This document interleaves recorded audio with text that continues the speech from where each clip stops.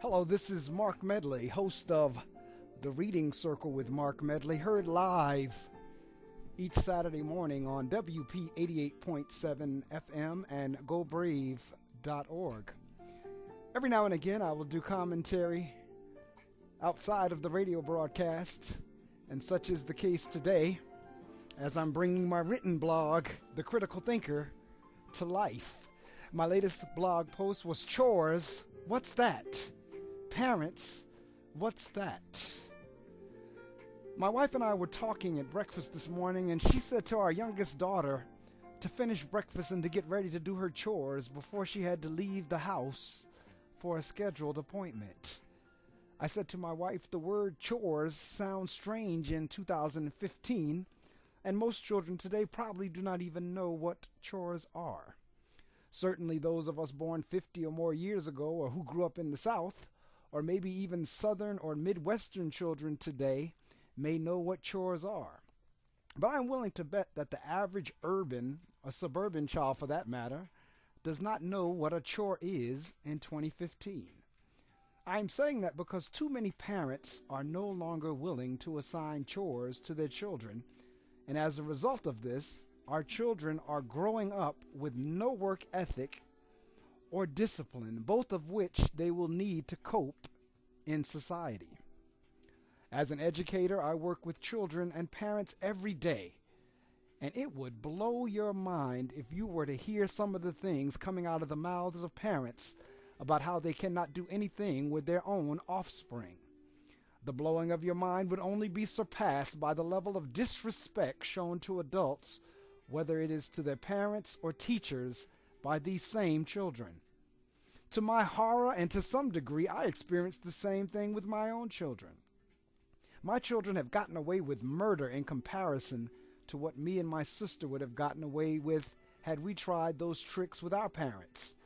When I say that, I am not talking about the normal teenage pranks and rebellion experienced by most teens as they process through life. I am talking about the blatant disrespect, both verbally and in actions, that just would not have been tolerated 30, 40, or 50 years ago. I have had 12-year-old students tell me as the principal of a school that he or she does not have to do anything that me or any teacher in the school asks him or her to do. I've had my own children tell me that, quote, somebody needs to tell me about myself, unquote. I've had my own children flat out refuse to do what they've been asked to do, such as make up his or her bed, keep his or her room presentable, or wash the dishes. So I am not just talking today about they or them. I am talking about my own experiences as well, with the only difference being I have not experienced the magnitude of disrespect that I've seen others experience. However, personally, I would not let it get to that level because it's bad enough that it's at the level that it is with me right now. So I decided to do a bit of research on this thing called parent. I wanted to know, how is parent defined? I wanted to know if the definition included a job description. I wanted to know if the definition included a list of things a parent is to do and not do. So I looked up the word in the Merriam-Webster Online Dictionary, and it defined it as follows. Definition 1A, one that begets or brings forth offspring. 1B, a person who brings up and cares for another.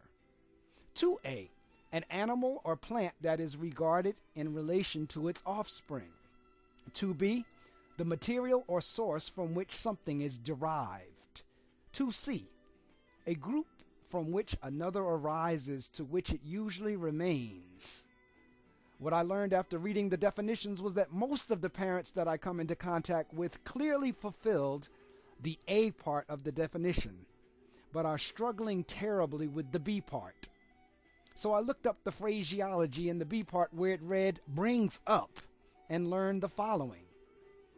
Bring up, the synonyms for that is educate, rear, teach, breed, cultivate, develop, discipline, feed, form, foster, nourish, nurture, provide for, school, support, train.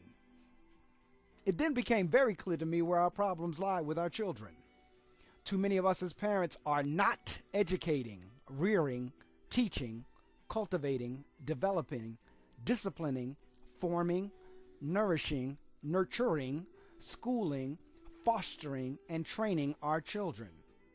Far too many of us are looking for someone else to do these things for us, i.e. government, schools, churches, programs, child care centers, day camps, recreation centers, babysitters, etc., etc., etc. I've seen far too many of us who truly exhibit behaviors that would have one believe that their responsibility stopped at the begetting and the bringing forth of the offspring, or in other words, in the delivery room. Yes, this is a scathing commentary on our society today, and why I hold the position that if we as parents do not start educating, rearing, teaching, cultivating, developing, disciplining, forming, nourishing, nurturing, schooling, fostering, and training our children, society as we know it is going to fall just as the Roman Empire did. It cannot help but to fall, because we will have a generation who will not know how to do anything other than to destroy, rant, rave, and throw temper tantrums when they don't get their way or what they want. We are raising children who are in a fantasy land, who honestly believe that they are supposed to have and are entitled to having it their way and on their terms. They believe that if they kick, curse, scream, and rebel enough, that they are supposed to get what they want. They believe that if they name call and bully enough, that they are supposed to get their way. This is a fantasy land because society does not work like that. Rules, regulations, and order are still in place despite what we see, and for those who choose not to follow the rules, there are consequences awaiting them. Too many of our children today are not being taught to follow the rules and have made breaking them their norm. And what's even sadder is that their parents condone the breaking of rules. No respect for authority or authority figures whatsoever. We are living in some sad days. I see it at home. I see it at work. I see it on the news around the world. And as Malcolm X once said, the chickens are going to come home to roost. And when they do, we are going to wish that we had educated, reared, taught, cultivated, developed, disciplined, formed, nourished, nurtured, schooled, fostered, and trained the offspring we beget, better than what we have been doing. Unfortunately, by then, it will be too late. This is something to critically think about. If you want to read this same blog, please go to the website, thereadingcircleblog.blogspot.com. The name of the blog is The Critical Thinker. You can hear me live each Saturday morning on WP 88.7 FM, as well as gobrave.org. That's a web streamed around the world. And you can follow me on Twitter on ThinkCritical01 and at ReadingCircle01. Peace and be blessed.